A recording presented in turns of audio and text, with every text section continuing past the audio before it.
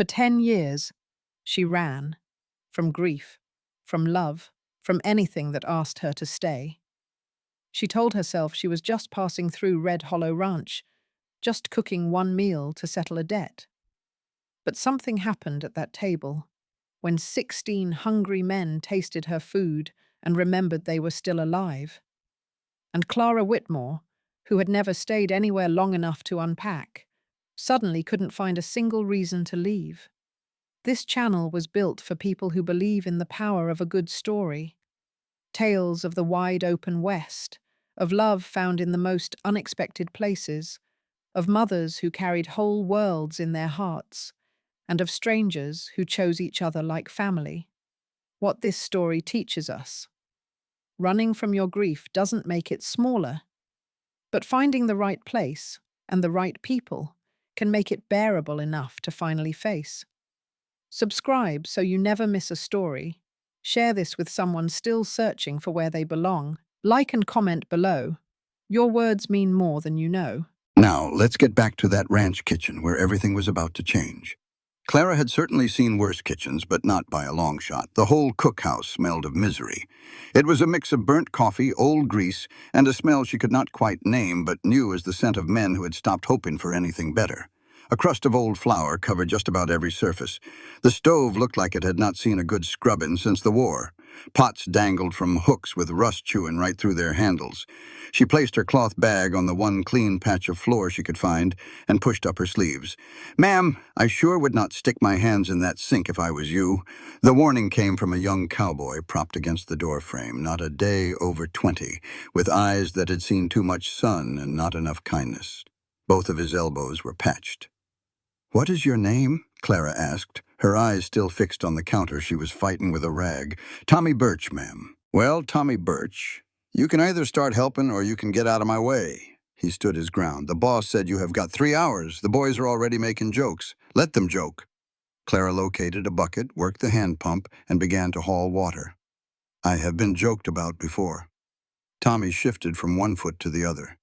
"Do you honestly believe you can cook something in this pit that will make Ethan Calloway tell you that you can stay?" She finally turned and looked right at him. "I am not trying to stay. I am trying to settle what I owe." "For what?" "For pulling you out from under a wagon? For remembering I was worth pulling out." That quieted him down for a minute.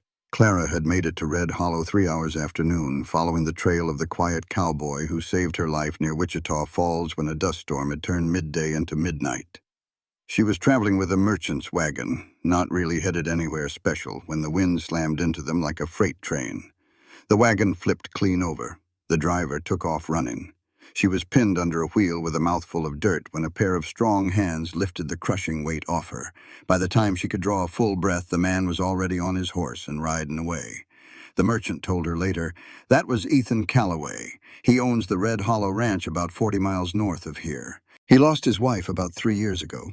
He does not say much, and he sure does not stick around to be thanked." Clara then spent a whole week asking about him in every little town between Wichita Falls and the Red River. Everybody said the same thing. Calloway was a hard man, but he was fair. The ranch was on its last legs. No cook ever stayed more than a week. The whole place had a dark cloud hanging over it, like some kind of curse. She was not worried about any curses. She was worried about her debts. When she finally trudged up to the ranch house, caked in mud and bone-tired, Ethan was pounding in a new fence post. He stared at her, trying to place where he had seen her before.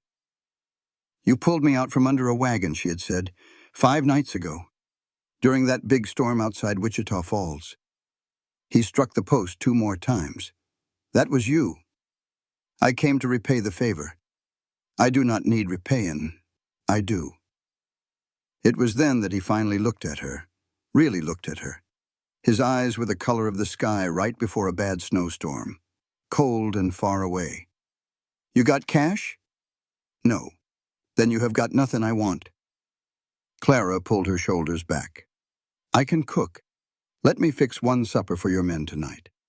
If they do not clean their plates, I will be gone before the sun comes up. But I will pay my debts, Mr. Calloway, one way or another." He just watched her for a long time, and she thought she saw something change in his eyes.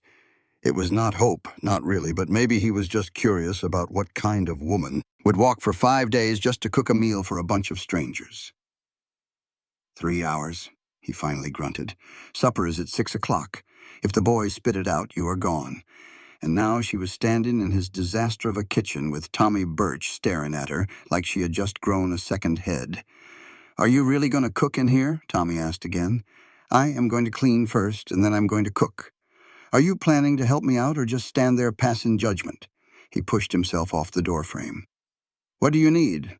Hot water, as much as you can haul, and I need you to find me the oldest cowboy on this ranch, somebody who can remember what used to be stocked in this kitchen before it all went south. A grin spread across Tommy's face. That would have to be Charlie Moss. He has been here since before Ethan's father passed away. Go get him. As Tommy hurried off, Clara sized up the battlefield. She had 3 hours to work a miracle with food she had not even located yet, using pots and pans that looked like they could give her lockjaw. Most women would have walked right out that door. But Clara Whitmore had not walked out on much in her 31 years, and she was not about to start now. She went after the stove first, scraping thick layers of old grease into a bucket. Her hands started to burn, but she did not stop. Charlie Moss showed up, smelling of horse and chewing tobacco, and squinted at her like she might disappear if he blinked. Tommy said you wanted to know about the old supplies, he said, his voice raspy like rocks in a can. I need to know what you have got, what is still good to eat, and what has been forgotten. Charlie tugged at his beard. Well, there are some dried peaches up in the attic. Mrs. Calloway, the first one, Ethan's mother, she used to put them up there. They are likely still good if the mice have not found them. What else? The root cellar ought to have potatoes, carrots, and onions if they have not turned to mush. The smokehouse has got some beef bones. The boys do not mess with bones these days. They just want the meat. The flour bin is fresh. We got a new delivery last week. There is buttermilk in the springhouse, but it is probably sour by now. Clara wiped a bead of sweat from her brow. That buttermilk better not be sour. I need it.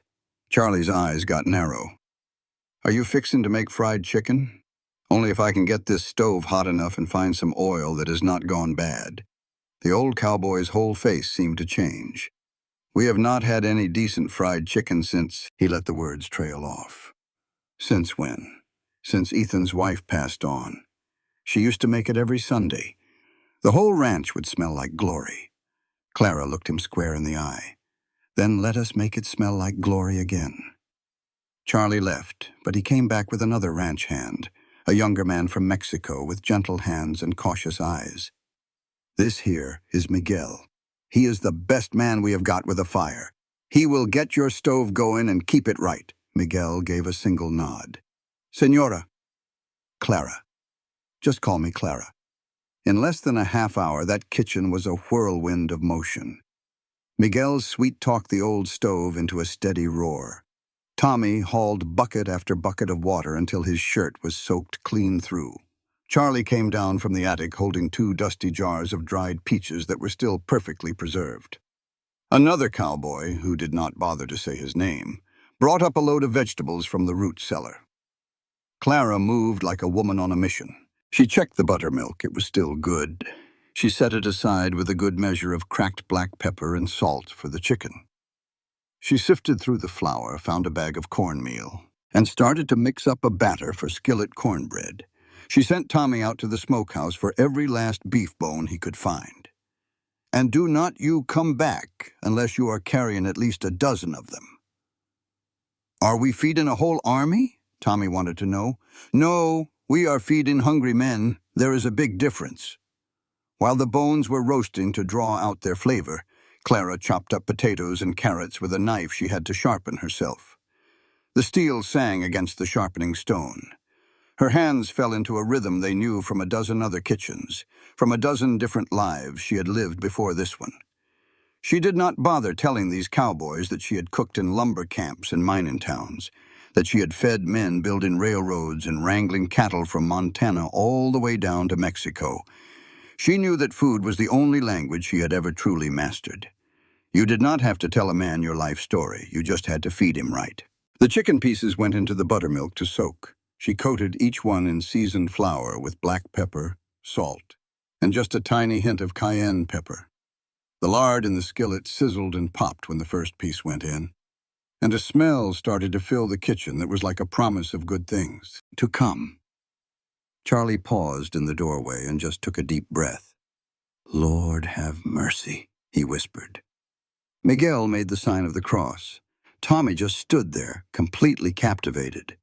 "It smells like... I do not even know what that smells like." "It smells like somebody gives a damn," Clara said, using tongs she had dug out from under a pile of old rags to flip the chicken. "Now get yourselves out of my kitchen before you drip sweat into my supper." They scattered like quail. She worked by herself after that, which was how she liked it best. The cornbread went into a black cast-iron skillet, and the batter sizzled around the edges as it hit the hot pan. The beef bones simmered away in a stock pot big enough to wash a small child in, slowly giving up all their goodness. She added onions, carrots, potatoes, salt, and pepper, and a single bay leaf she discovered in a forgotten jar. The peach cobbler was the last thing. The dried fruit soaked in hot water until it was plump. Then she mixed it with sugar, cinnamon, and butter. She rolled out biscuit dough for the top, her hands moving on their own, guided by pure muscle memory. The sun was getting low when the kitchen door creaked open. Ethan Calloway was standing there, and over his shoulder, she could see all 16 of his men gathering like a jury. He looked all around the kitchen, his eyes taking everything in. The place looked born again, with counters shining and shelves in order, and pots hissing on the stove like they meant business. His face was a stone mask, but a flicker of something showed in his eyes. He said, "You had 3 hours." And I told him, "I used them. The boys are hungry." "Then let's feed them," I replied. Clara had laid out the big table in the ranch dining hall with plates she'd found and scrubbed, forks she'd shined, and cups she'd scoured clean. There were no fancy centerpieces or flowers, just clean plates and food that smelled like somebody's home. The cowboys shuffled in, quiet and looking sideways at everything. They sat down like men who were pretty sure they were about to be poisoned. Clara carried out the chicken first, golden brown and crispy, still sizzling from the pan. After that came the cornbread with honey she'd found in the pantry oozing over the sides. The beef stew arrived in a pot big enough to feed a whole cavalry troop. The peach cobbler sat waiting on the sideboard. Not a soul said a word. Nobody even twitched. Ethan Calloway sat at the head of the table, his expression impossible to read. He eyed that chicken like it was a coiled rattlesnake. He looked at Clara like she was some kind of conjure woman. "Well," she said, her voice breaking the silence, "it's not going to jump on your plates by itself." Charlie Moss was the first to move, reaching for the chicken with a hand that shook just a little. He took a leg, bit into it, and his eyes fell shut. "Lord have mercy," he whispered. That's what broke the spell. 16 hungry men fell on that food like a pack of starving coyotes. The chicken disappeared. The cornbread was gone in handfuls. The stew pot emptied out so quick Clara barely had time to bring the backup pot from the kitchen. Ethan still hadn't touched a thing on his plate. Clara walked right up and stood next to his chair. "You said if the men didn't take to it, I'd have to leave." Well, he finally picked up his fork and cut a piece of chicken. The crispy skin crackled under the pressure. The meat inside was snow-white and tender, with steam rising from it. He took a bite. The whole room got quiet again, every man holding his breath. Ethan chewed for a long time, swallowed and put his fork down. Then he picked it right back up and took another bite. "Eat," he ordered the men, his voice all gravel. And for the first time in 3 long years, Red Hollow Ranch was filled with a sound it had long forgotten. Laughter. Tommy told a dirty joke about a horse. Miguel started arguing with Charlie about the right way to fix a fence post. Another hand, a fella Clara learned was named Pete, asked for a second helping and then a third. When the cobbler came out, grown men were squabbling over the last spoonful like a bunch of kids. Clara just stood in the kitchen doorway and watched it all happen. This was the reason she cooked. It wasn't about the food, not really. It was about this right here. The moment when folks remembered they were people, not just holes to pour food into. The moment a table stopped being a feed trough and became a place to gather. The moment a house started to feel like a home again. Ethan found her standing there after the men had wandered off, their bellies full and their spirits a whole lot lighter. "You can stay," was all he said. Clara just shook her head. "I said one meal. I said I'd work off my debt. It's paid. I'll be gone in the morning." He took a step toward her, and she could smell the scent of horses and worn leather, and something else, too. A deep sadness that had settled into him like dust in an old house. "What if I offered you a job?" "I'm not looking for work." "What are you looking for, then?" She looked him square in his winter sky eyes, eyes that held way too much sorrow and not nearly enough hope. "I'm looking for the next place that needs me. That's all I've ever done. This place needs you." "For how long? A week? Maybe 2? I've seen how this story goes, Mr. Calloway. Men get all excited about good food. Then they get used to it. Then they get demanding, and after that, they just get mean. I've been run off more ranches than you've got head of cattle. Not this one. You can't know that. I know my men haven't laughed like that in 3 years. I know Charlie Moss just told me flat out he'd quit if you leave. I know 16 tough-as-nails ranch hands just ate peach cobbler and asked for the recipe like they were going to write a letter home to their mamas." He stopped for a second. "And I know I just tasted something that reminded me I was still drawing breath." Clara felt a lump form in her throat. "That's just food. It isn't magic." "Maybe not, but it's something. And something is a hell of a lot more than we've had around here." She wanted to fight him on it, wanted to tell him she'd heard all these same promises from ranch bosses and foremen who swore up and down she was a godsend, right up until the day they decided she wasn't. But there was something in Ethan Calloway's face that made the words die in her throat. It wasn't desperation, and it wasn't him trying to sweet-talk her. It was just plain, honest-to-God need. "1 week," she heard herself say. "I'll stay for 1 week. If it works out, we can talk more. If it doesn't, I'm gone. And you won't owe me a dime. Deal." They shook on it. His hand was rough and strong from work, and hers was dusted with flour and marked with little scars from a life spent around hot stoves. Neither of them had any idea, but that handshake was the start of something that neither one of them was ready for. It was the start of something that would challenge them in ways that a good meal could never fix. It was the start of something that was already hiding out in the dark beyond the ranch house, just waiting for its time to pounce. But right then, in that moment, with the smell of fried chicken still hanging in the air and the low rumble of happy men echoing through the walls, Clara Whitmore let herself hope that maybe, just this once, she'd found a place that wouldn't just use her up and throw her away, even if it was just for a week, even if she was just fooling herself, even if the real trouble was still on its way. The rooster hadn't even thought about crowing when Clara heard the sound of boots on the porch. She'd been up since 4, getting the kitchen fire going, scooping coffee, and trying to figure out why in the world she was so nervous about making breakfast. She looked out the window and saw shadows moving over at the bunkhouse. The men were starting to stir, getting ready for a day that started long before the sun had any right to be up. The door creaked open without a knock. Ethan stood there holding his hat and looking like he hadn't slept a wink. "Didn't figure you'd be up this early." "Ranch doesn't run itself," I said. "Neither do you." He put something down on the counter. It was a can of real coffee, the good kind from New Orleans. "Thought you might have a use for this." Clara just stared at the can. "Where did this come from?" "Had it put away. Today seemed like the right time to bring it out." "You hiding anything else I ought to know about?" "Plenty. But the coffee's a start." He started to leave, but then he stopped in the doorway. "The men are going to be expecting the same kind of meal you gave them yesterday, just so you're prepared."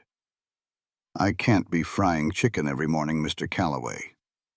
"Ethan, and I'm not asking you to. I'm just giving you a fair warning.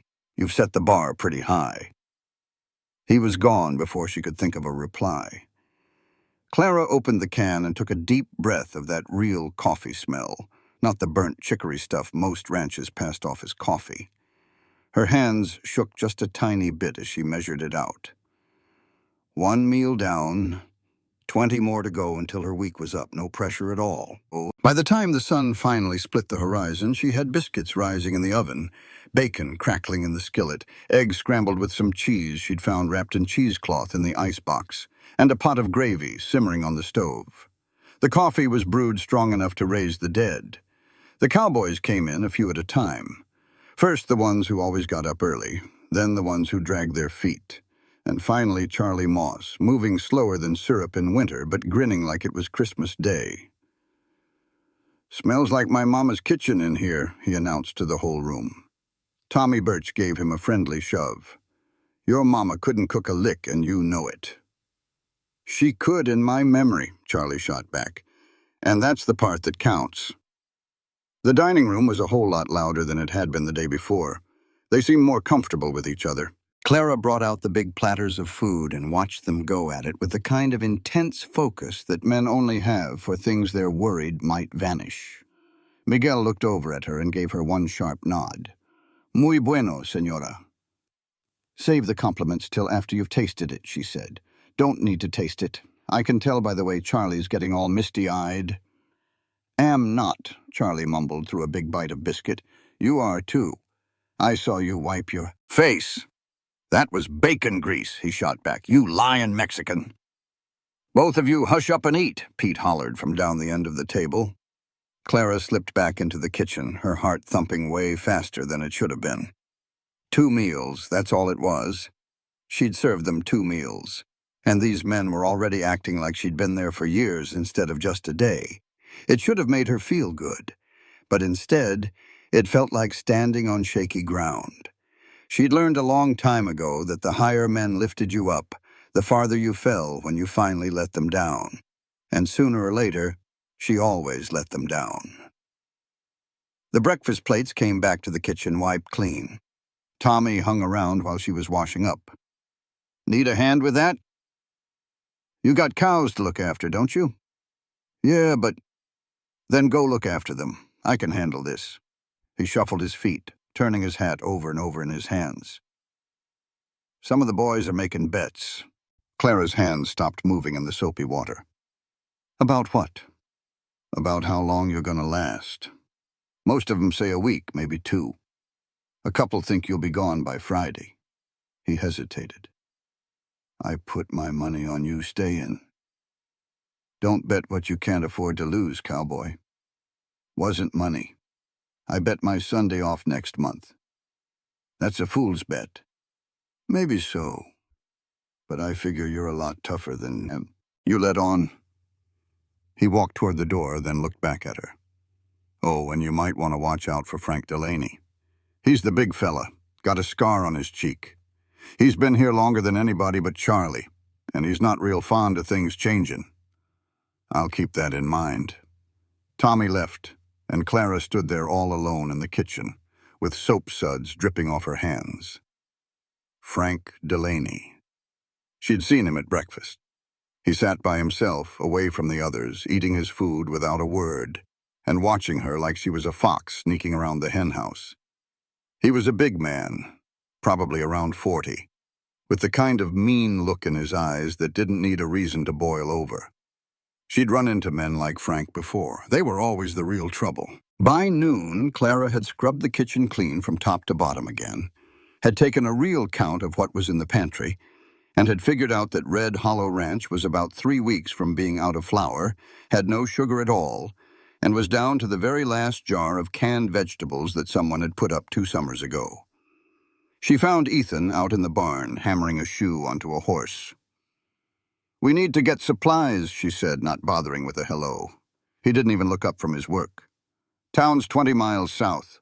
We do a supply run every 2 weeks. We just went last week." "Then you went to the wrong dang stores.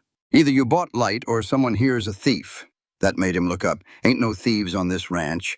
"Then you tell me how the pantry is nearly bare with 16 men to feed." Ethan let go of the horse's hoof and stood up, dragging an arm across his sweaty brow. "We get by on what we got." "You cannot get by on empty flour sacks, Ethan. I will take care of it." "When is that going to be?" Supper's in 6 hours, and I am already cutting the portions thin. I said I will take care of it. Clara moved in closer, so near she could smell the horse, the hot metal, and the frustration rolling off of him. You hired me to be a cook. I cannot make a meal out of thin air, so you either give me money for groceries or you just admit this whole ranch is going under. The quiet between them was stretched as tight as a new barbed wire fence. We are not going under, Ethan finally grumbled. We are just running lean. There is a big difference. Exactly how lean? Lean enough that I cannot spare a single hand for a trip to town before Saturday. That is 4 days away. I know how to count my days. Do you know how to fill the bellies of 16 grown men with just hope and what is left in the coffee can? Ethan's jaw tightened. You gave me your word for a week. I reckon we will see if you are a woman who keeps it. He turned his back on her and went back to the horse. Clara had the urge to scream at him, to tell him she was a cook, not a magician, and that his stubborn pride was about to starve every man he had, but she just turned, walked back to that kitchen, and got to work. That evening's meal was beef bone broth again, served with the last of the decent bread.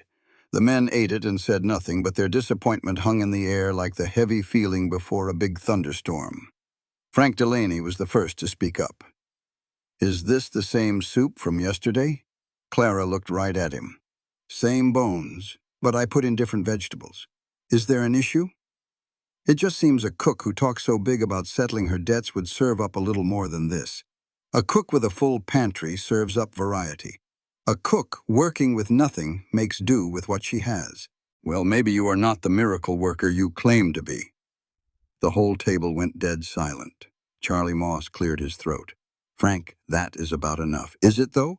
We all heard about fried chicken and peach cobbler. Instead, we are eating watered-down soup like we are dirt poor. Frank shoved his bowl back. I have eaten better grub on a cattle drive. Then perhaps you should go join one, Clara said, her voice quiet and sharp. Maybe I will. Maybe every last one of us should before we waste away, waiting on a miracle that is not coming. Ethan's voice sliced through the room. You have a problem with me, Frank? You say it to my face. Do not you dare take it out on the cook. Frank stood so fast his chair screeched on the floor. I am just saying what everyone is thinking, boss. You brought some lady in here to solve problems that food cannot fix. This ranch is failing. It has been since Mrs. Calloway died. Bringing in another stray is not going to change a thing. Sit back down. I am through sitting. Frank stormed out, slamming the door so hard the windows shook. No one said a word. Clara could feel her cheeks burning with shame. I will be gone by morning. You will do nothing of the sort, Ethan snapped. He is right. I cannot fix this place with a stew pot. He is just scared. Scared men say foolish things. Ethan scanned the faces at the table. Does anyone else want to walk out? The door is right there, but Clara finishes the week we agreed on. After that, it is up to her. Slowly, the men returned to their meal, but the mood was ruined. Clara escaped to the kitchen, her knuckles white as she gripped the countertop. Fighting back tears, she swore she would not cry. This was exactly why she never put down roots. This was why she was always on the move. Sooner or later, they always turned on you. They always blamed you for the troubles that were there long before you ever were. He is just afraid. She spun around and saw Miguel standing in the doorway. Frank is, he went on. He is afraid this ranch is going to die. Afraid he is going to lose the only home he has had for 15 years. He is scared that if we cannot afford food, then we surely cannot afford to keep him on. That does not give him the right to act that way. No. But being scared can make a man mean. You have seen it before. And Clara had. She had seen it in the mining camps and the logging towns, in kitchens all the way to Montana. Fear and an empty stomach always made men cruel. I do not have enough food to get us to Saturday, she admitted in a whisper. Then we will make what we have stretch. How? Miguel gave a small smile. You are not the only one who knows a few tricks, senora. My grandmother could feed 12 people with just 3 potatoes and a prayer to the saints. Let me show you. For the next 3 hours, Miguel showed Clara all the secrets his grandmother had used back in Sonora. He showed her how to render every bit of fat, how to soak dried beans until they were twice their size, and how to make flour last longer by mixing in cornmeal. He taught her to turn vegetable peels into a rich broth. They worked side by side in a quiet rhythm, and Clara felt a small change deep inside her. For the first time, she thought that maybe she was not completely on her own. Thursday's breakfast was simple cornmeal mush with the last bit of honey. The men ate it all without a word. Lunch was a bean soup so thick you could stand a spoon up in it. Dinner was a potato hash with pieces of bacon so tiny they were more of a memory than actual meat. With every meal she served, Clara braced for a rebellion, but instead the men just ate. On Friday morning, she served them fried mush with some sorghum syrup Tommy had discovered in the pantry. Charlie Moss started telling a story about how his mother used to make the same thing during the war. "We had that every single day for 2 months," he said. "I thought I would never want to see it again." "But this," he said, taking another mouthful, "this tastes like she is right here with me." Frank Delaney never came for his meals. Clara never asked about him. Friday evening, long after the others were asleep, Ethan found her in the kitchen. "The supply wagon leaves for town at dawn," he told her. "I am going to need a list." Clara handed him 3 pages of items she had written out with care, including amounts and what she figured they would cost. He just stared at the papers. "This is mighty detailed. That is my job. Most cooks I have known just shout out what they are low on. I am not most cooks." He folded the pages and slipped them into his shirt pocket. "Frank needs to apologize to you. Frank does not owe me a thing." He told the truth. "I cannot save this ranch with my cooking. But you still fed us for 5 days on almost nothing." Ethan leaned back against the counter. "Do you have any idea what that requires? It takes desperation. It takes skill. And it takes something more." He paused for a moment. "My wife always said that cooking was the only honest trade left in the world. You could not lie about it. You could not fake it. A meal either filled a man's belly, or it did not." Clara felt a lump form in her throat. "She sounds like she was a very wise woman. She was wise enough to marry me when all I had was this piece of land and a big dream." He looked around the quiet kitchen. "She died right in this room. A fever took her in just 3 days. I could not stop it. There was nothing I could do but sit and watch her slip away. I'm so sorry. Do not be. Just try to understand why this kitchen stayed dark for so long, why I just let it fall apart. It was because every time I stepped through that door, I had to watch her die all over again." He looked straight into Clara's eyes. "That is, until you came. Now, when I walk in here, I smell food cooking. I can hear men eating. It makes me feel like maybe this place is not just a graveyard I'm tending to." Clara had no words for that. Ethan pushed himself off the counter. "You should get some rest. We are getting a fresh start tomorrow."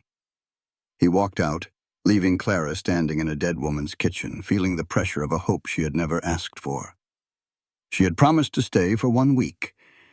That week was almost done, and she had no earthly idea what she would do next.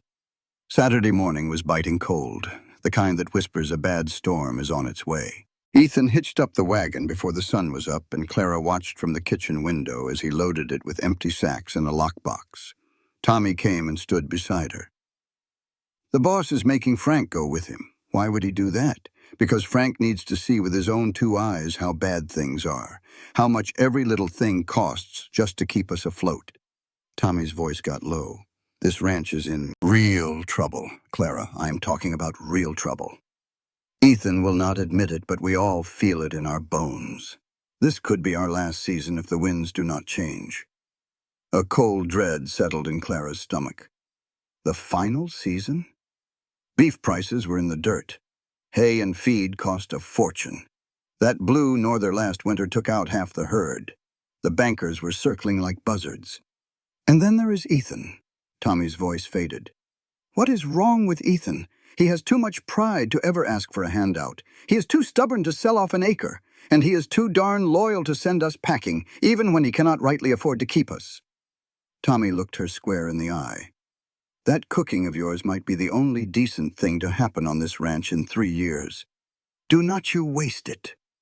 He was gone before she could say a word. Clara threw herself into preparing for their return, scrubbing, organizing, and planning meals that could make the new supplies last a good long while. She was up to her elbows in sourdough starter when Charlie Moss came barreling through the door. "A storm is coming," he gasped out, winded. "A bad one. The radio says it will hit before dark, but it is only October. You can tell that to the sky." Clara glanced out the window. The horizon was a bruised, angry line. Purple and black clouds were rolling in like an army on the march. "Where is Ethan? Still in town. He ought to be. Back by 3. Charlie pulled out his pocket watch. "It is just noon. If that storm gets here early." He trailed off. He did not have to say the rest. By 2 o'clock, the temperature had plummeted 20 degrees. By 2:30, the first snowflake fell. They were big, wet, heavy flakes, the kind that meant business. The cowboys crowded into the dining room, their eyes fixed on the windows and the empty road. 3 o'clock came, and then it was gone. No sign of the wagon. 3:30. Miguel made the sign of the cross, his lips moving in a silent Spanish prayer. 4 o'clock. The snow was coming down so thick now that Clara could not even make out the barn from the house. "They should have made it back by now," Pete said, voicing what they were all thinking. "The road is probably slow going," Charlie offered, but nobody believed him. At 4:30, Tommy shot to his feet. "I'm riding out. You will freeze solid out there," Clara heard herself say. "It is better than just sitting here while the boss freezes to death." "Nobody is dying," she said, but her own hands were trembling. "Not while I can do something about it." She strode to the stove and got to work, heating broth, wrapping fresh bread in cloth, and filling thermoses with coffee hot enough to scald. Her body knew the motions, even as her mind was screaming in panic. "What are you doing?" Miguel asked. "I am making sure they have something warm waiting for them when they get here, if they get here." "When?" Clara's voice was steady. "Not if. When?" At 5 o'clock, with the world gone dark and the storm howling like a wounded animal, they heard it. The groan of wagon wheels, the terrified screaming of horses, and the shouts of men. Everyone scrambled for the door. The wagon slid sideways into the yard, a wheel shattered, and precious supplies tumbled into the snow.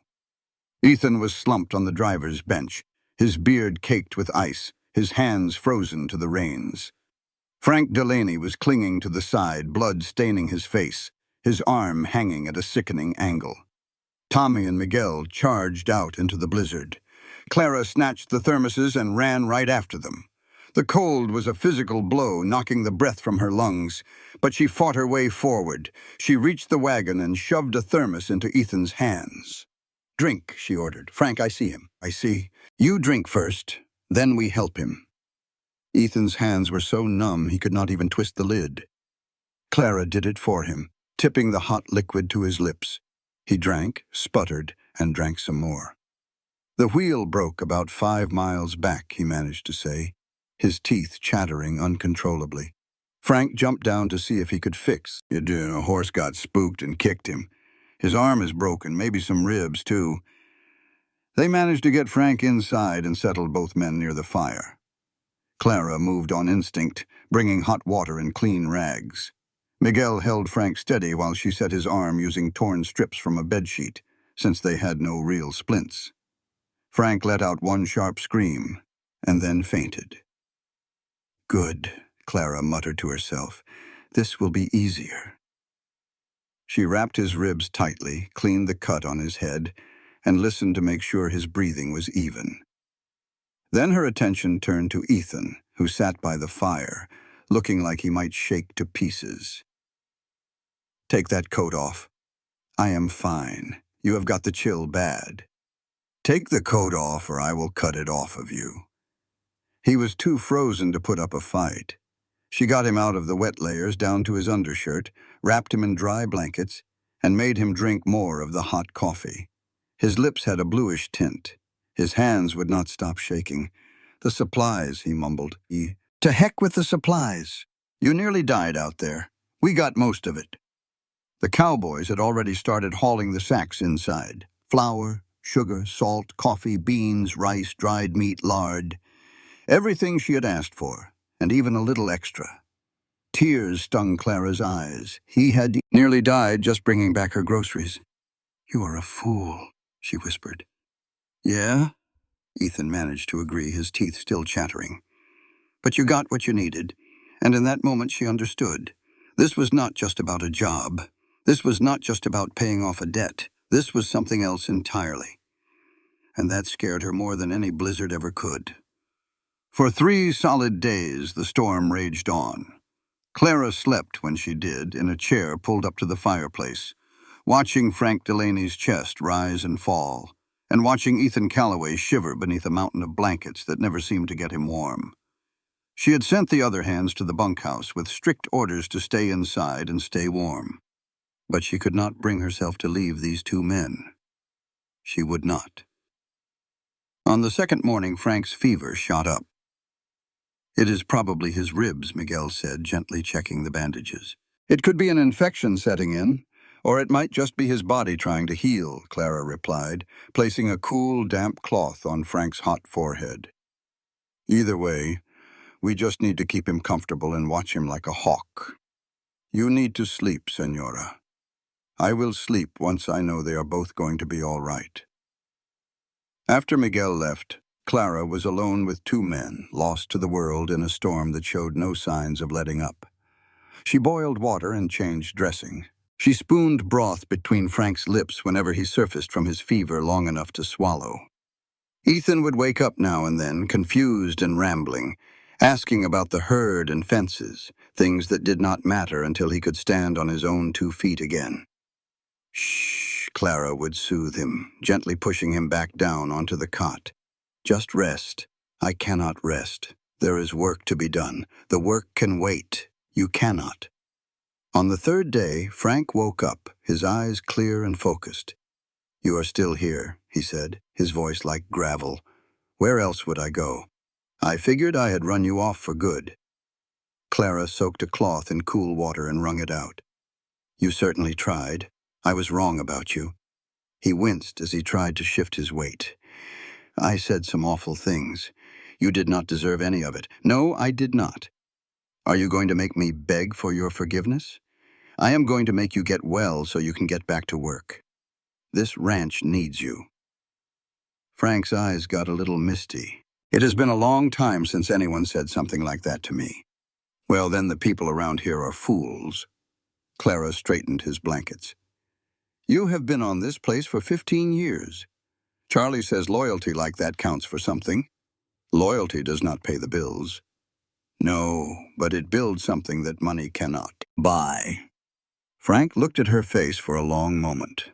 "Are you really going to stay? The week is already past. I guess I missed my ride out." "Good." He closed his eyes. "Because I have a feeling you might be the one thing that can save all of us. I am just the cook, Frank. You just keep on telling yourself that." When Ethan finally woke up for good, with no fever and no confusion, just clear-eyed and present, he saw Clara asleep in the chair. Her head was tilted at an angle he knew would cause a crick in her neck later. He got to his feet slowly, testing his own strength, and carefully draped his blanket over her shoulders. She did not even stir. He just stood there for a good while, watching her sleep, and felt something inside his chest that had been frozen solid for 3 years finally begin to crack. This woman had saved his life, but it was more than that.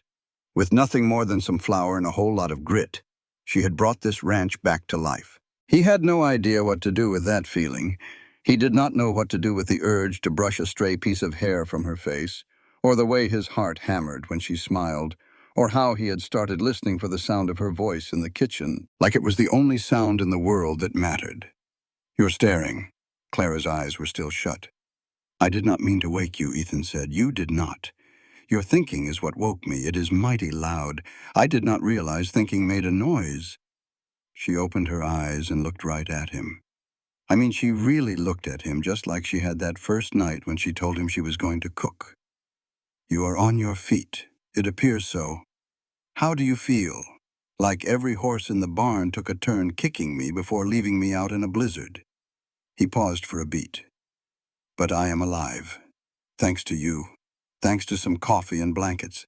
Thanks to you not letting me die. Ethan took a step closer.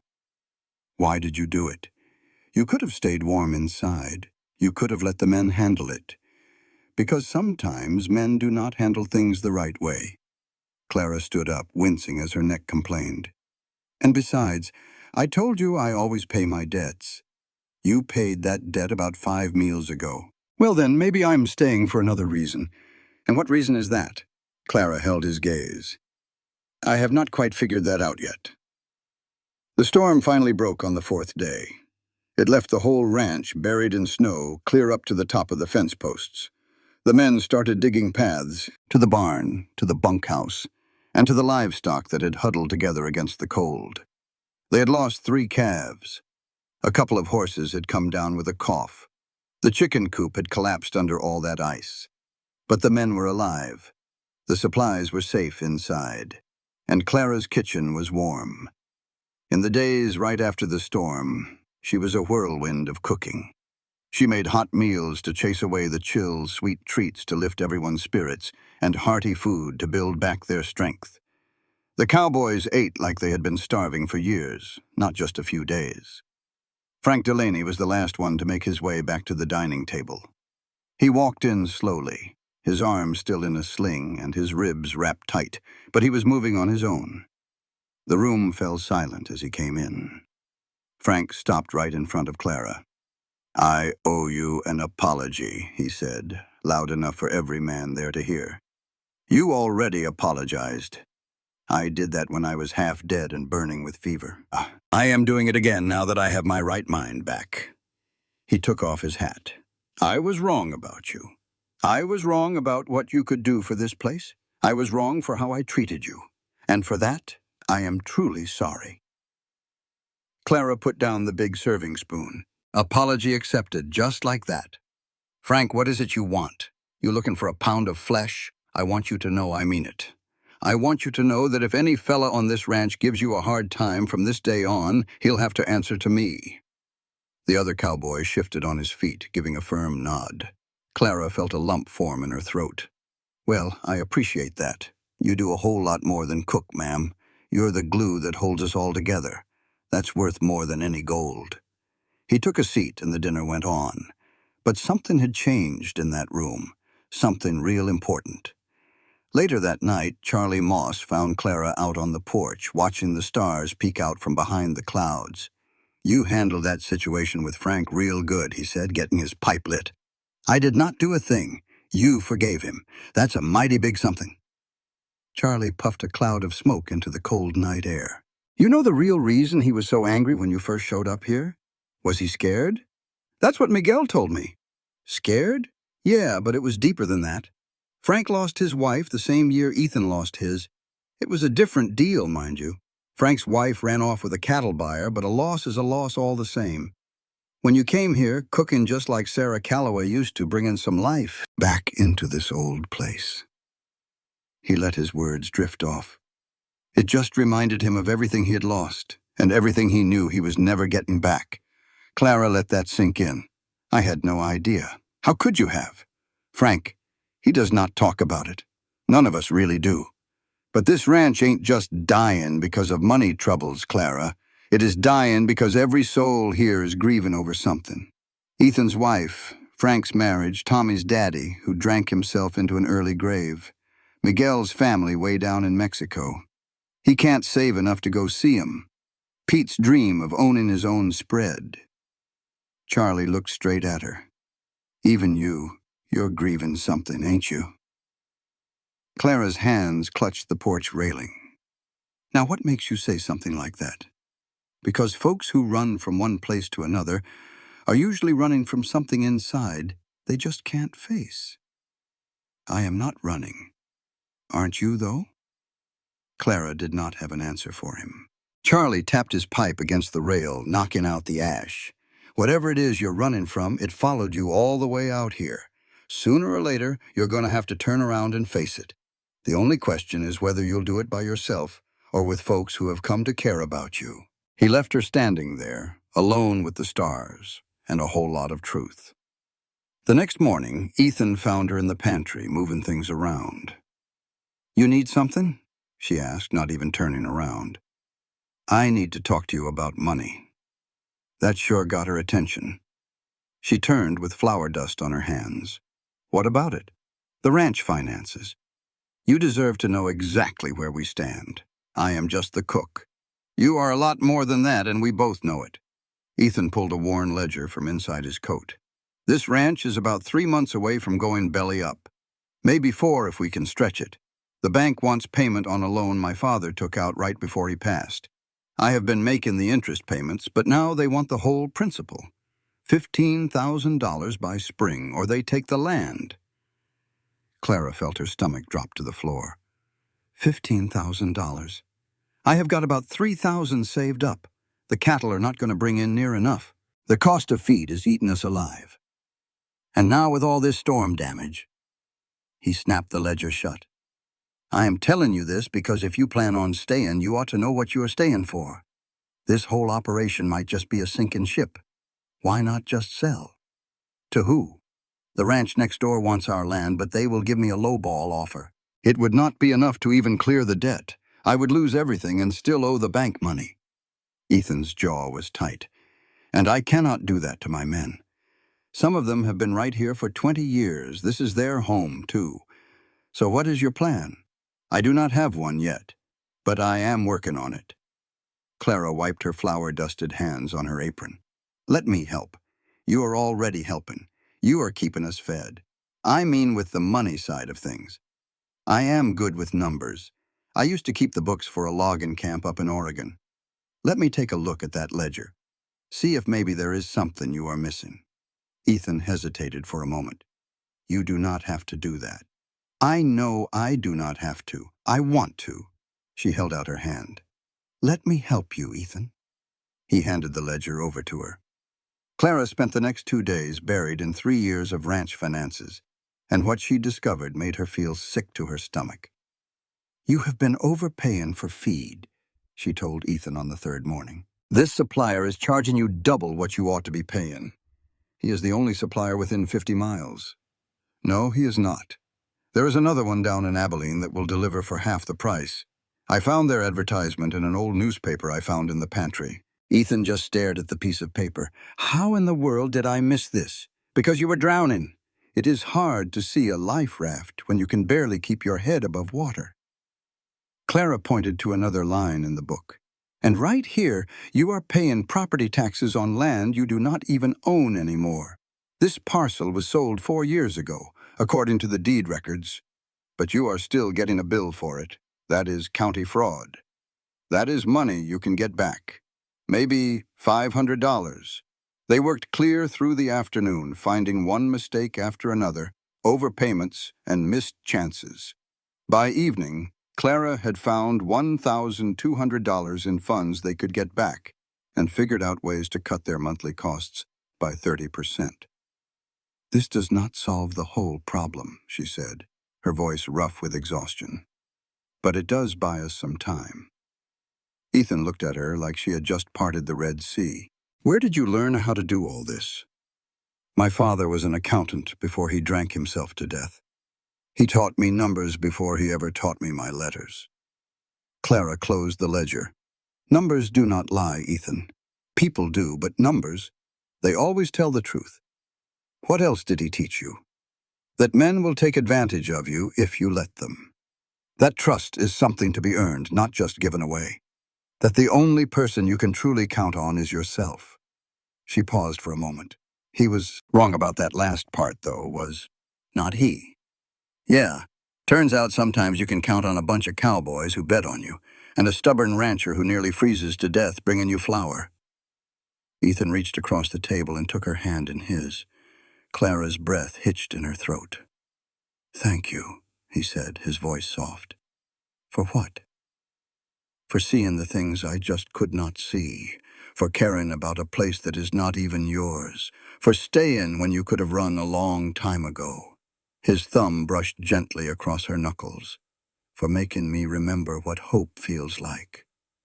Clara pulled her hand back, her heart pounding in her chest. "Ethan, I know you are not looking for any of this. Neither am I. But it is happening anyway, is not it? Nothing's happening, is it?" He stood up from the table. "I think about you when I am out riding the fence line. I wonder what you are cooking up. I find myself listening for the sound of your voice. I have not felt that in 3 long years, Clara. I have not wanted to feel it. But here we are." "Here we are," she echoed, not knowing what else to say. "I am not asking you for anything, not expecting anything. I just wanted you to know." He started for the door, then he stopped. "And Clara, whatever it is you are running from, Charlie is right. Eventually you will have to face it, but when that time comes, you do not have to face it all by yourself." He left, and Clara just sat there in the empty kitchen, surrounded by numbers and the honest truth. She had come to Red Hollow to pay off a debt. But somewhere along the way, she had started building something new, something that scared her more than going broke, or getting caught in a blizzard, or dealing with angry cowboys. It was something that felt dangerously like a home. The very next Sunday, Clara woke up and found the kitchen empty and the whole house quiet. She dressed in a hurry, completely confused, and walked outside to see all 16 cowboys gathered by the old chapel up on the hill. Ethan was standing out front, holding his hat in his hands. Clara walked toward them slowly. "What is going on?" she asked Tommy. "The boss called a meeting, said it was important." Ethan waited until Clara was there with them, and then he started to speak. "3 years ago, I lost my wife in that house down there.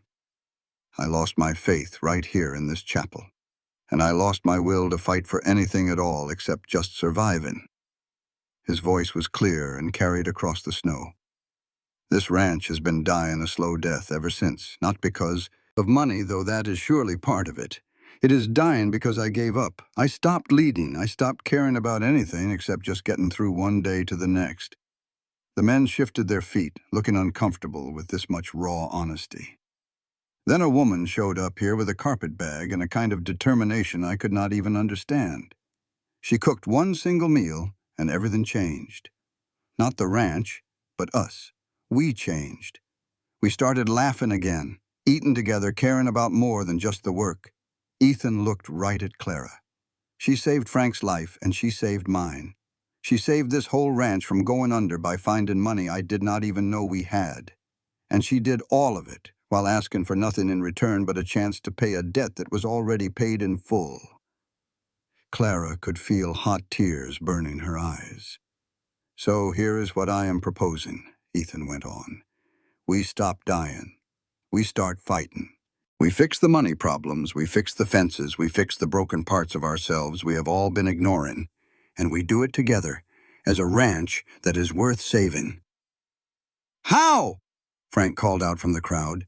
"The bank still wants $15,000 by spring. We will figure it out, but we will do it as a team.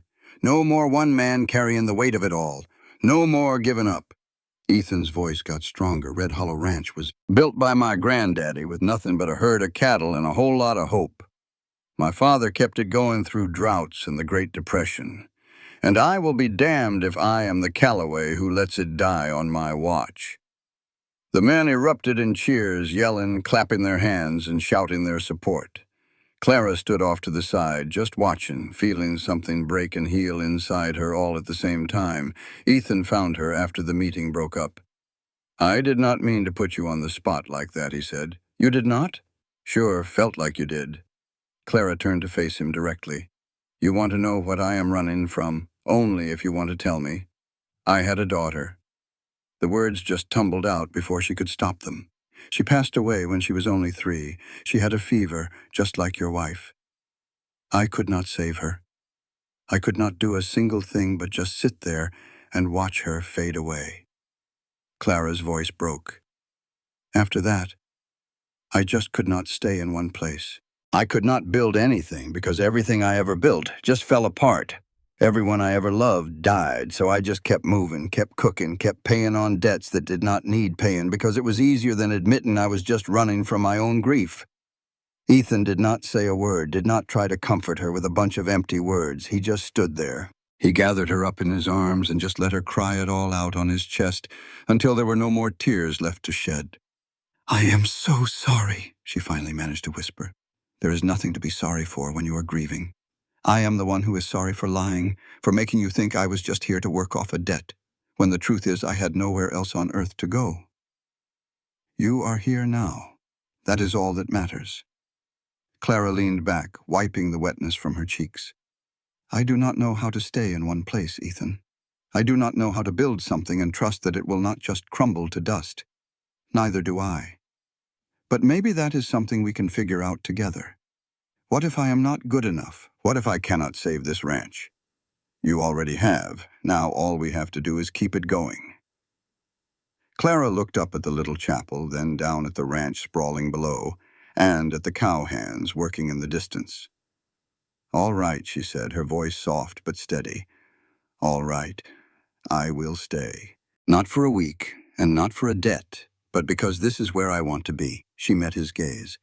"Because it might be time for me to stop running." A real smile spread across Ethan's face, the first true smile she had ever seen from him. "Then let us get to work." They walked back down that hill together. Two souls, each bearing a heavy grief, learning how to carry something much lighter: hope. That good feeling lasted all of 2 weeks before the first test arrived in the form of a man from the bank. His name was Gerald Pritchard, and he rolled up in a buggy far too clean for a ranch road, wearing a suit too fancy for an honest day's work. From the kitchen window, Clara watched Ethan stride out to meet him, his shoulders squared up and his jaw tight. "This is not going to be good," Charlie muttered from her side. "How can you tell?" "Because banks do not send men in expensive suits to bring you good news." Clara dried her hands on her apron and made for the door. "Where do you think you are going?" Charlie asked. "To hear what the man has to say. This business concerns every last one of us." She got to the porch just as Pritchard was taking a stack of papers out of his briefcase. "Mr. Calloway, I'm afraid the bank's position is unchanged. We require payment in full by March 15th, or we will have no choice but to foreclose." "That is 4 months from now," Ethan said. "I already told your boss I'm working on it. Working on it is not the same as a payment plan." Pritchard's eyes flickered over to Clara, then back to Ethan. "I see you have hired more help. That seems like an odd decision for a ranch that is claiming to be in financial trouble." "She is not just more help.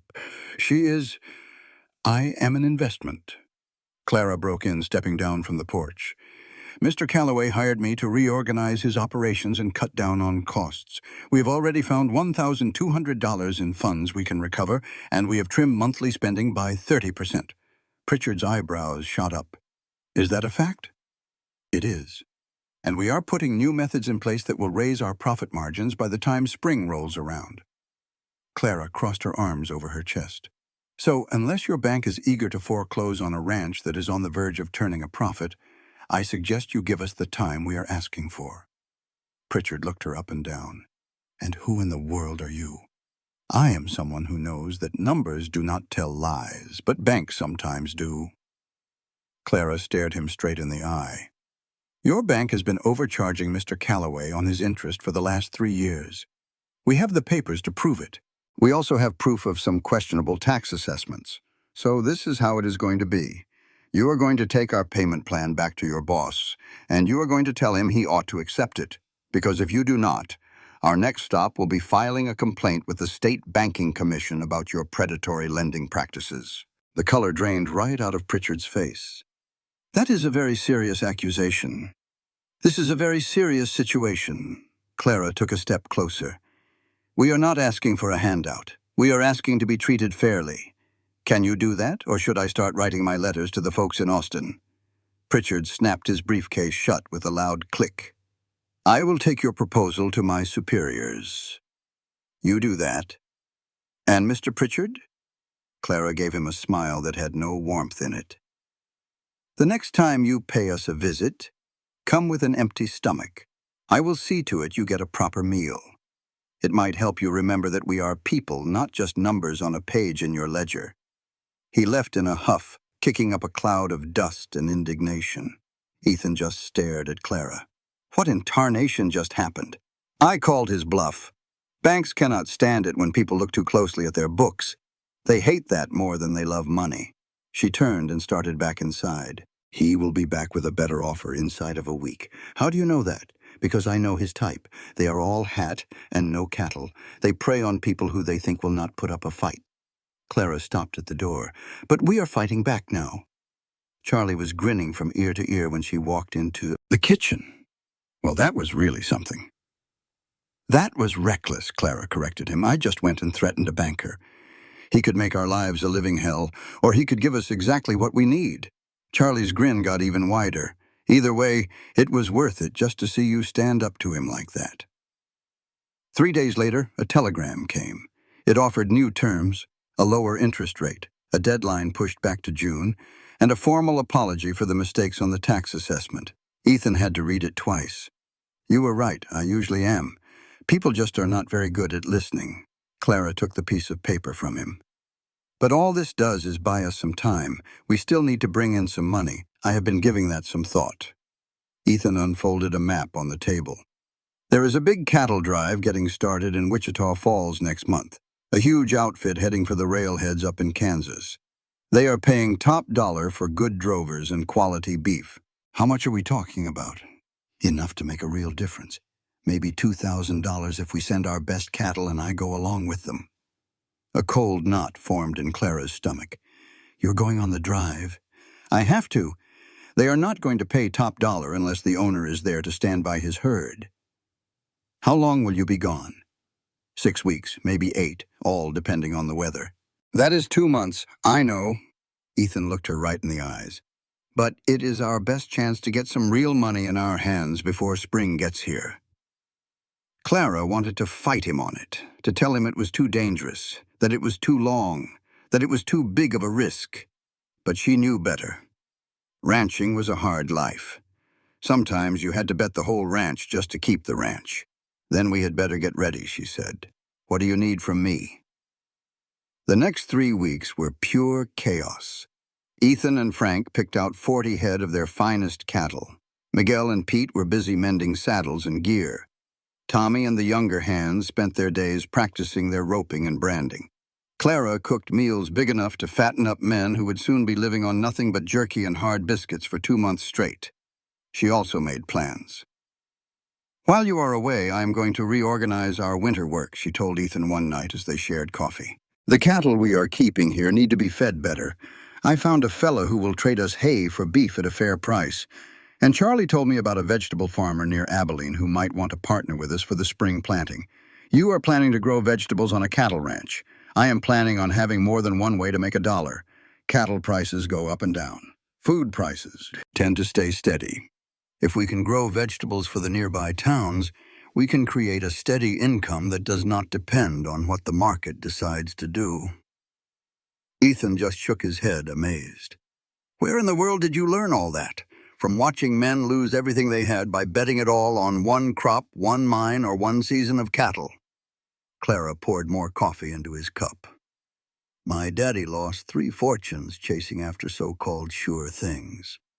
I learned a long time ago not to put all your eggs in one basket. Did your father teach you that? No. His failures did.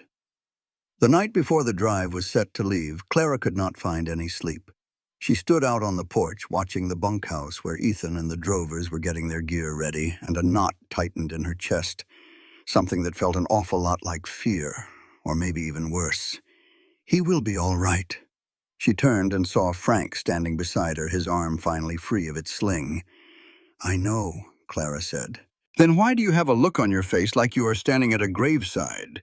Because 2 months is a long time. A whole lot can happen. Frank lit a cigarette.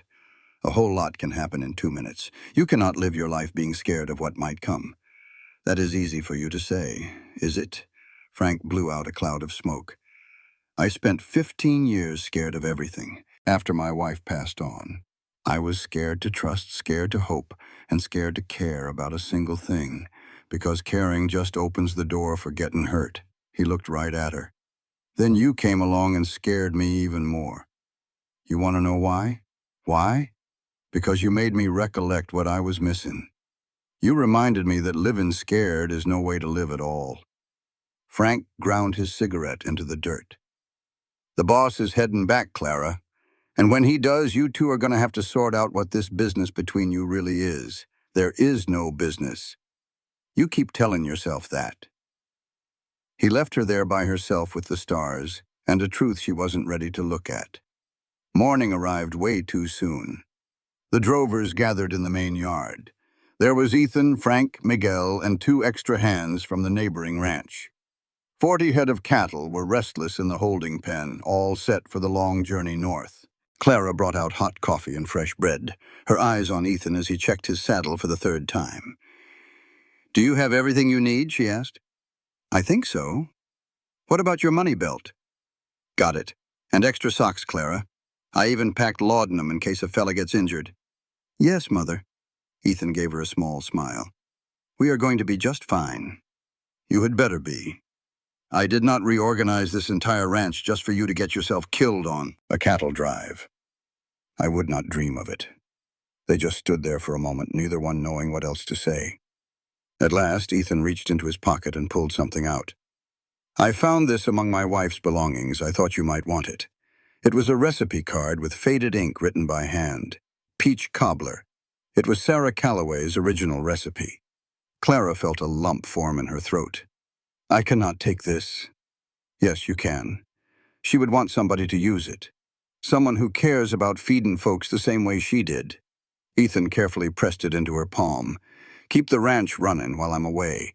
Keep the men fed and on task. And Clara?" "Yes." "Do not run off. Promise me you will not run." Clara looked down at the recipe card, then at this man who had somehow become as vital as air to her, and then at the ranch that no longer felt like a job, but had started to feel like home. "I promise," she whispered. Ethan swung up onto his horse. The drovers started to move, the cattle followed, and dust began to rise. Clara stood alone in the yard, watching until they vanished over the horizon, clutching a dead woman's recipe and wondering just when she had started caring so much it ached. "Well," Charlie said from behind her, "I reckon it is just us for now. I reckon so. You are really going to stay?" Clara folded the recipe card with great care. "I made a promise, did not I? Promises are easy to make. Keeping them is the hard part. Well then, I suppose we will all find out what I am made of." The first week without Ethan felt peculiar. The ranch seemed emptier and quieter, as if something essential had been taken away. Clara threw herself into the work, cooking, planning, and organizing, pushing the remaining hands to keep up their standards, even with fewer men around. She started a vegetable garden behind the cookhouse with seeds she had ordered from a catalog. She talked Charlie into helping her build cold frames for the winter vegetables. She even struck a deal with a farmer in Abilene to trade beef for seed and equipment. The men watched her change with a kind of wonder. "She is like a general," Tommy remarked one evening, making plans for campaigns and strategies. "She is like someone who has finally quit running," Charlie corrected him. On the 10th day, a woman showed up. She arrived in a hired buggy, all dressed in black, with a face that looked like it was chiseled from stone. Clara was in the garden when Charlie called her over. "This here is Mrs. Victoria Ashford," he said, his voice cautious. "She is here to see you." The woman looked Clara over with eyes that saw everything. "So you are the cook that has everyone talking. I am Clara Whitmore. How can I help you?" "Perhaps. I own the ranch that borders Red Hollow. 3,000 acres, twice the size of the Callaway spread." Victoria's smile never reached her eyes. "I am here to make you an offer."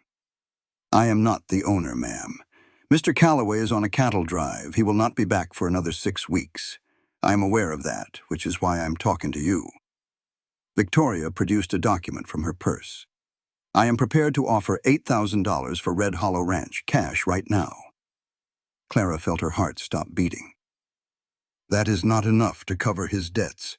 It is enough for him to walk away without owing another dime. The bank would take a partial payment to release the lien. Mr. Callaway could get a fresh start somewhere else. This is his home. This is a failing business that is pulling him under." Victoria's voice softened just a little.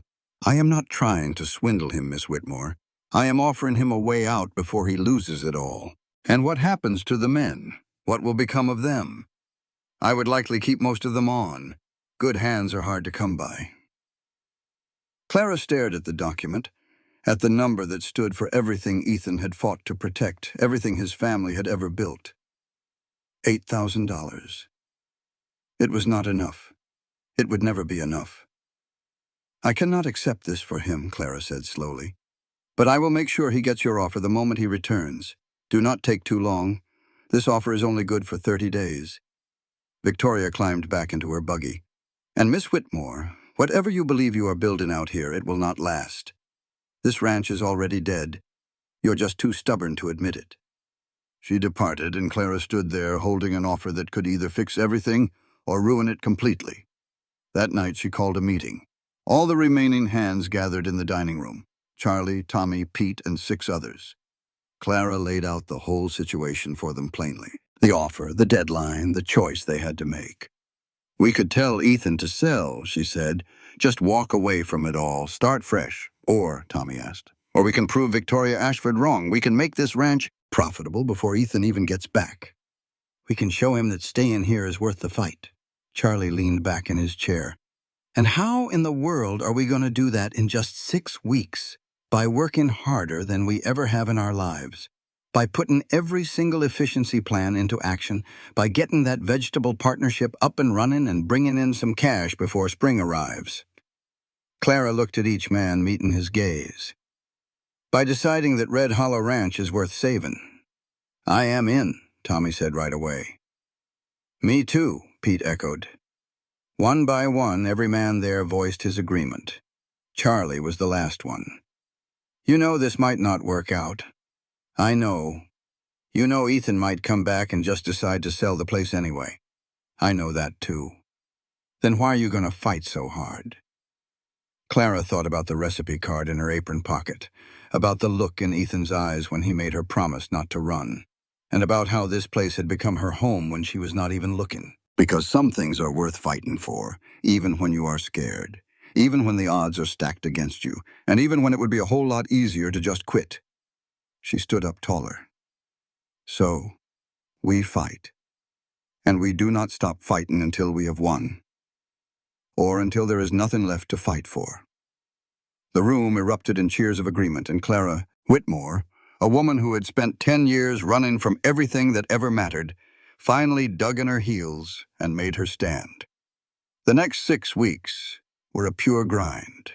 They worked from sunup to sundown and sometimes even later. They planted vegetables in the frozen ground using old tricks Miguel's grandmother had taught him. They built a smokehouse from scratch to preserve meat they could sell.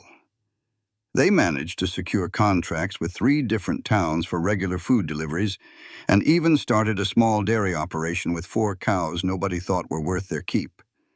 Clara cooked, she organized, she planned, and she pushed. The men grumbled about the long hours, but they kept on working. Money started to trickle in. It was in small amounts, but it was steady. Victoria Ashford sent 2 more offers, each one higher than the last. Clara tossed them in the stove without reading past the first sentence. You have lost your mind, Charlie told her after she burned the 3rd one. I probably have. What if we fail? Then we fail while we are trying? That's a whole lot more than we were doing before. 4 weeks into their plan, disaster hit. The dairy cows got into some spoiled feed and 2 of them died. The new vegetable crop was threatened by an early frost. One of their biggest delivery contracts fell through when the buyer found someone who could sell cheaper. Clara stood in the kitchen at midnight, going over numbers that refused to add up, and she felt that old, familiar feeling pulling at her. The urge to just run, just pack a bag, disappear in the night, and let somebody else clean up the mess. But then she recalled her promise, remembered the look on Ethan's face when he asked her to stay, and remembered her own daughter's grave that she had abandoned because running was always easier than remembering. No, she said out loud to the empty kitchen, not this time. She took out Sarah Calloway's recipe card and read the faded words. 3 cups of peaches, 1 cup of sugar, butter, cinnamon, love. Love. Sarah had actually written that down. love as an ingredient. Clara let out a small laugh which turned into a quiet cry, and then she got right back to work. The very next day, she talked Charlie into slaughtering one of their older steers so they could make jerky to sell. She convinced Pete to teach her how to work leather so they could sell repaired tack. She talked Tommy into starting a side business breaking horses for the neighboring ranches, anything to diversify, adapt, and survive. By week 5, they had cleared $1,700. It was not enough to save the ranch on its own, but when added to whatever Ethan brought back from the drive, it was maybe, just maybe, a chance. On the morning of week 6, Clara stood in the kitchen before the sun came up, rolling out biscuit dough and keeping her eyes on the long road. Any day now, Ethan would be back.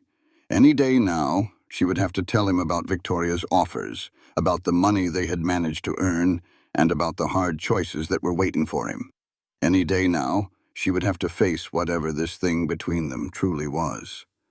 The kitchen door creaked open. Clara turned around with flour on her hands and a knot of hope in her throat. But it was not Ethan. It was a telegram. Charlie stood in the doorway, his face pale as a ghost, holding the piece of paper like it was a snake about to strike. "What is it?" Clara asked, but deep down she already knew. She could feel it in the sudden chill that swept through the room. "There was an accident," Charlie said, his voice cracking. "A stampede just outside of Dodge City. 3 men are hurt bad and 2 are dead." Clara could not seem to draw a breath. "Ethan." "The telegram does not say who. It just says there are casualties and the drive has been delayed." Charlie's hand was shaking. "It says more information is coming." The ball of biscuit dough slipped from Clara's numb fingers and hit the wooden floor with a soft thud. She just stood there, completely frozen, while her entire world began to tilt and spin. And everything she had built, every promise she had made, every hope she had dared to feel, was all tied up in a piece of paper that said far too little. Tommy came bursting through the door. "Is it true what they are saying about the drive?" "We do not know for sure yet," Charlie said, but his voice was thin as creek water. Clara took a deep breath. "Saddle a horse for me." "What?" "Get a horse saddled. I am riding to Dodge City. That is a hard 3-day ride. You will kill yourself. Then I will die trying." Clara untied her apron strings. "I am not going to sit here wringing my hands, wondering if he is breathing or not. I am not running away this time. I am fighting." She grabbed her coat and went to the door. Charlie called out after her, "What should we tell the men?" Clara stopped and turned back. "Tell them the truth. Tell them we are in the dark. And tell them we keep our heads down and our hands busy until we hear otherwise." Her voice turned to steel. "And you tell them that Red Hollow Ranch does not bend and it does not break. Not for bankers, not for our neighbors, and sure as heck not for death itself." She walked out into the cold morning air, toward the barn, toward the horse that would take her to find answers, toward whatever was waiting in Dodge City, and toward the truth she had been running from her entire life. That loving someone meant risking it all, and she was finally truly ready to take that risk. For 3 days, Clara rode without stopping for anything more than to rest her horse. By the time she finally made it to Dodge City, her hands were covered in blisters, and her eyes burned from the dust, the exhaustion, and the fear. The stockyard was spread out before her like a small city of its own, with pens full of cattle, drovers everywhere, and the smell of animals and money hanging thick in the air. She slid off her horse on legs that could barely hold her up, and she grabbed the first cowboy she laid eyes on. "The stampede. Where are the men who made it through?" He pointed to a building on the edge of the yards. "The doc has got them in there, ma'am, but you really do not want to—" Clara was already running. The building was part hospital, part madhouse, with injured men on cots, a doctor shouting out orders, and the sharp smell of blood and carbolic acid. She searched the room, her heart pounding so hard it was like a drum in her ears. Frank Delaney was sitting in a corner, his arm bandaged up again, his face pale with pain. Miguel was lying on a cot, out cold but still breathing. But Ethan was nowhere to be seen. The world narrowed to a single point for Clara. "Frank, where is he?" Frank looked up at her, and the look in his eyes told her everything she never wanted to know. The look on the man's face told her everything she needed to know even before he opened his mouth. He is alive. The wave of relief was so strong it almost buckled her knees right there. But he is hurt bad, Clara. Real bad. She located him in a small room at the back, with only a nurse for company who was busy changing the dressings on his chest. His shirt was gone, and his whole torso was wrapped in white linen that was already starting to blush red. His face was a deathly pale, so much so that if it were not for the faint rise and fall of his chest, she would have thought he was gone. The nurse glanced up. "Are you his kin?" "Close enough." Clara stepped right up to the side of the bed. "What happened to him?" "A lightning strike spooked the herd into a stampede.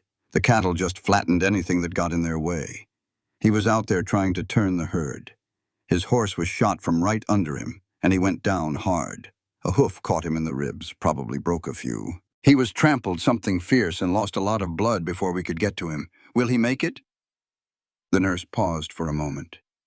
"He might if an infection does not take hold, if his lungs do not start to fill with fluid, and if he has the strength to pull through." "He has the strength." Clara took hold of Ethan's hand.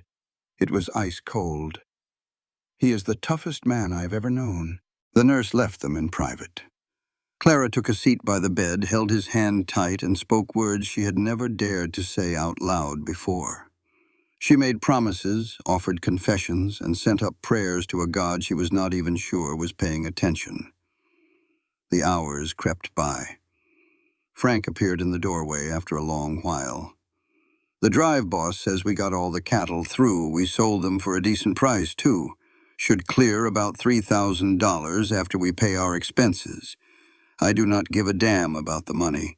Well, you ought to. It is what he nearly died for." Frank lowered himself heavily into a chair. He was trying to save a boy. The youngest drover was thrown from his horse when the herd broke. Ethan circled back to get him. That is how he ended up in the path of the stampede. That is what got him run down. Did the boy survive? He did. He walked away with nothing but a few bruises. Ethan here took the blow that was meant for him. Frank's voice cracked. "That is just like him, always playing the hero, always looking out for everybody else but never for himself."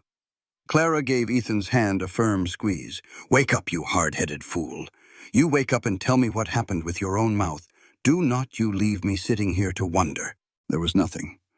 Only the sound of his shallow breathing and the sharp smell of blood and antiseptic. Frank got to his feet. "I'm heading back to the ranch with Miguel in the morning. Somebody has to let the men know what is going on. Are you staying here? For as long as it takes. What about the ranch? Charlie can see to it. The men can see to it. They have been managing things without me for 3 days already." Clara looked Frank square in the eye. "I am not leaving him. What if he never wakes up? Then I will be right here when he passes. But my money is on him waking up." Frank departed, and Clara was once again alone with Ethan in the heavy silence. She talked to him all through the night, telling him about the ranch, the money they had earned, and Victoria Ashford's persistent offers. She described the garden and the dairy and the successful deal she had made. She spoke of the men's unwavering loyalty, of Tommy's little wager, and of Charlie's steady wisdom. She told him about her own daughter, about the weight of the guilt she had carried for 10 long years, and how she had faulted herself for being unable to save her little girl.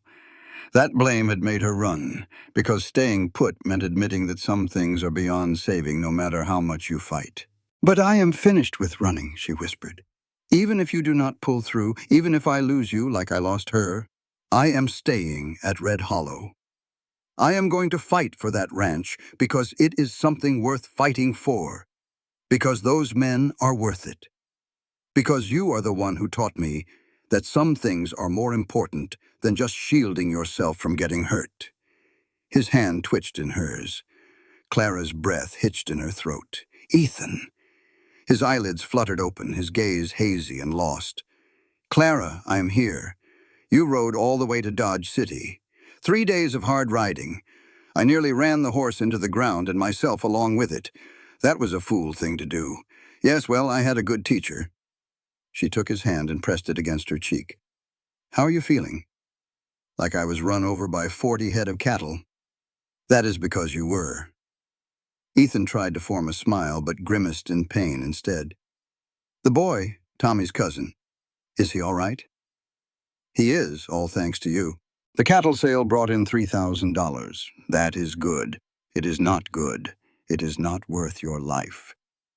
Ethan's gaze finally cleared and settled on her face. You have been crying. No, your eyes are all red. It is just the dust. Clara. Her composure finally shattered.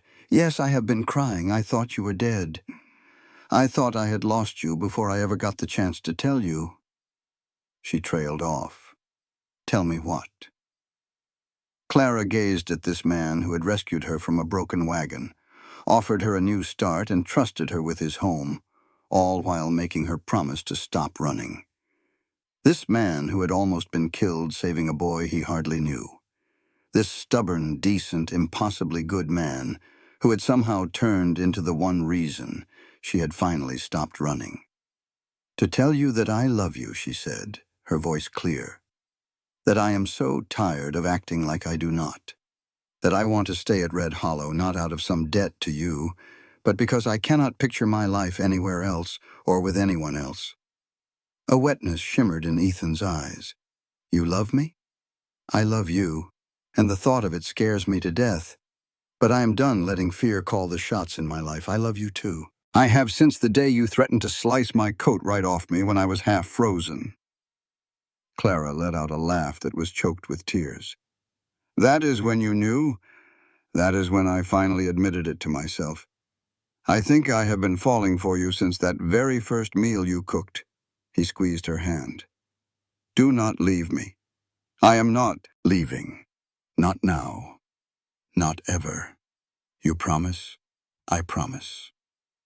They remained that way, with their hands locked together and their foreheads touching, sharing the same air, until the doctor bustled in and ordered Clara out so Ethan could get some real rest. His recovery stretched over 2 weeks. For those 2 weeks, Clara rented a room in a boarding house down by the stockyards. She visited Ethan twice every day, watching him mend with a slow, stubborn determination. Miguel got better quicker and was sent on his way after a week. Frank's arm had to be reset, but it healed up just fine. The money from the cattle drive was sent by wire to the bank in Red Hollow. Clara kept Charlie informed with telegrams. Ethan is alive, healing, and will be home soon. Charlie's telegrams came back just as fast. The ranch is running fine. The money is coming in regular. Victoria Ashford came by with another offer. The men's reply was simple. Tell that woman to go straight to hell. Reading that one brought a smile to Clara's face. On the 15th day, the doctor gave Ethan the all-clear to travel. Take it easy, he cautioned. Those ribs are a long way from being fully healed. If you strain them, you will end up right back in this bed, or worse. You understand? Understood. I am serious, Calloway. Your woman here tells me you are a stubborn man, but even stubborn men end up dead if they are foolish. Ethan glanced over at Clara. My woman? Clara could feel a hot blush creeping up her neck. I may have described myself that way to him. Good. Ethan pushed himself up carefully. Because that is exactly what you are, if you will have me. I already told you I would. I mean it for real, with vows and a preacher and all the things that make it binding. Clara felt her heart skip a beat. Ethan Calloway, are you asking me to marry you in a doctor's office in Dodge City? Would you rather I held off until we got back home? I would much rather you not get yourself killed before you can ask me the right way. Then I will ask you properly the minute we get back to Red Hollow. But you should know, Clara Whitmore, I plan on marrying you as soon as I can stand up straight without my ribs screaming at me, as soon as we get the ranch saved, as soon as you say yes. Yes. I have not even asked you yet. You just said you were going to. I am saying yes right now before you get yourself trampled again, and I miss my chance. Ethan drew her into a gentle hug, mindful of his mending ribs. We are getting married. We are getting married, and we are staying at Red Hollow, and making Red Hollow our home together. The journey back took 5 full days because Ethan was not up to the strain of hard travel. They rode in a wagon Clara had rented. taking it slow and easy, talking about everything under the sun. They talked about how they would pool the cattle money with her own earnings to settle up with the bank. They made plans to expand the vegetable garden come springtime. They talked about how they would rebuild the ranch into something that could last, something that did not rise and fall with cattle prices alone. And they talked about getting married in the little chapel on the hill, the same one where Ethan's folks had been wed, where he had laid his first wife to rest, a place where new starts could happen right alongside old goodbyes. "Sarah would have taken a liking to you," Ethan said quietly on the third day. "She would have loved seeing you use her recipe, and how you look after the men just like she used to. I am not trying to take her place. I know you are not replacing anyone. You are Clara. And that is more than enough."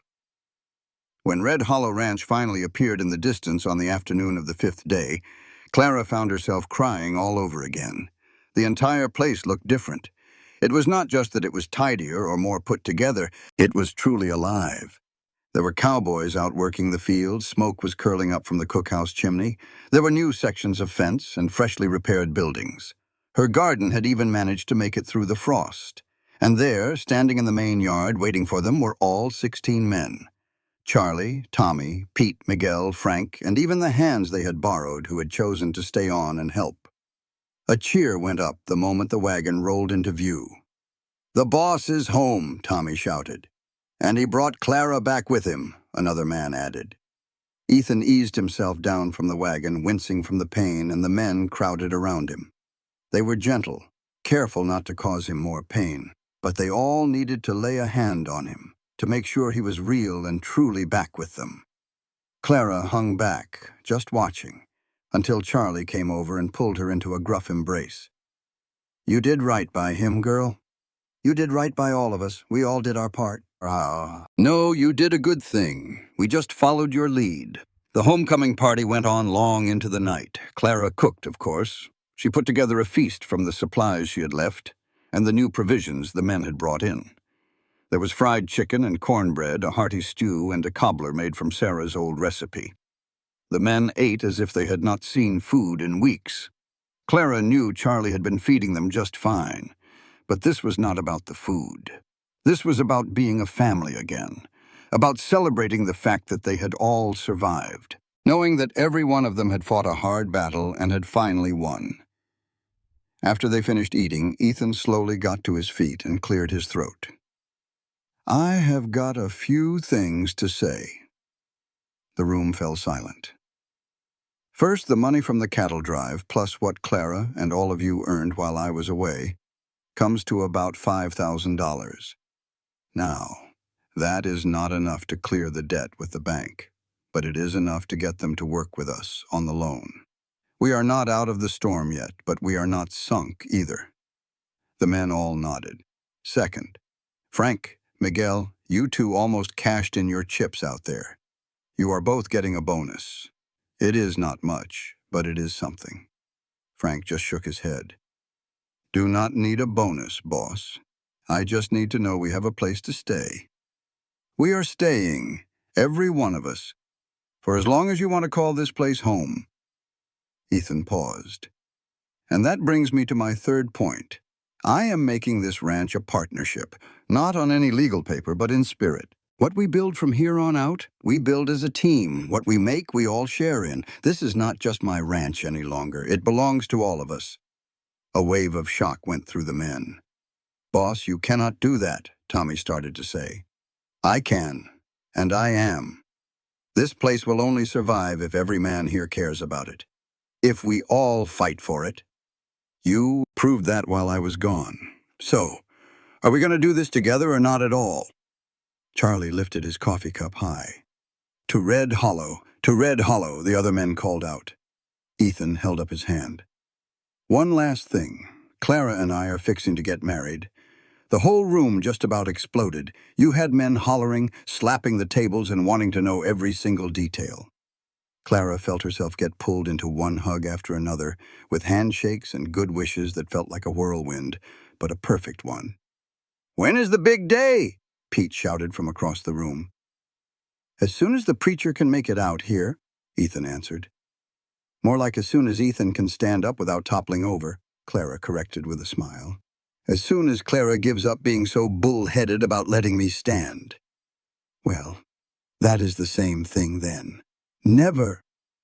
A wave of laughter washed through the dining room like a sweet song. Later on, after the men had headed to the bunkhouse and the kitchen was spotless and the fire was low, Clara and Ethan sat on the porch just watching the stars.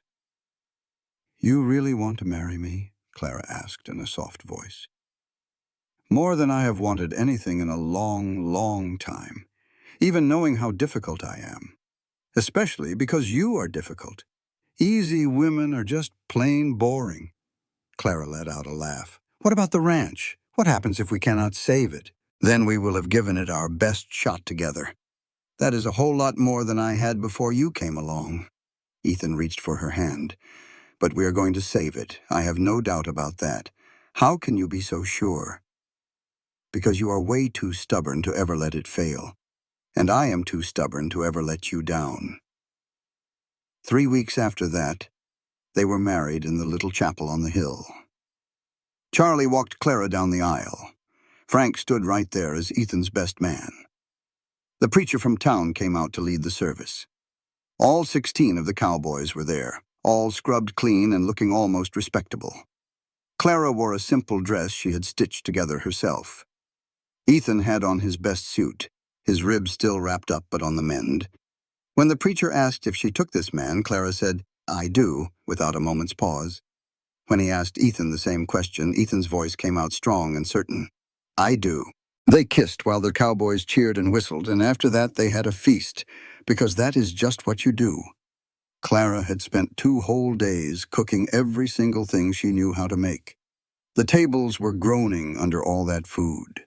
The men ate until they could barely move. Somebody brought out a fiddle. There was dancing and singing, and a kind of joy that Old Ranch had not felt for many years. As the sun started to dip low, Ethan pulled Clara to the side. "I am happy. Scared to death, but happy. Is that a good kind of scared or a bad kind of scared?"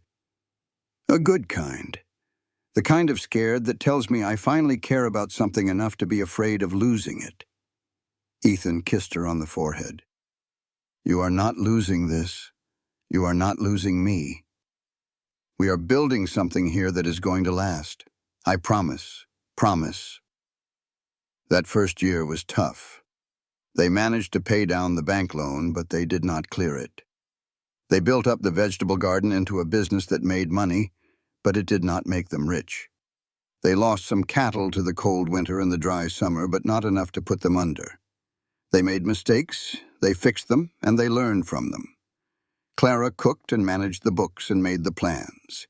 Ethan led the men and worked the land and trusted her completely. The cowboys stayed loyal. The ranch held on. By the second year, they were turning a profit. Not wealthy, but they were stable. The bank stopped breathing down their necks. Victoria Ashford stopped sending her offers. The cattle market got better. By the third year, Clara was pregnant.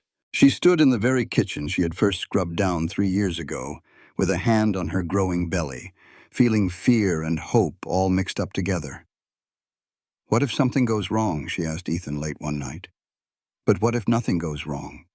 What if everything turns out just perfect?" That is not how life usually works.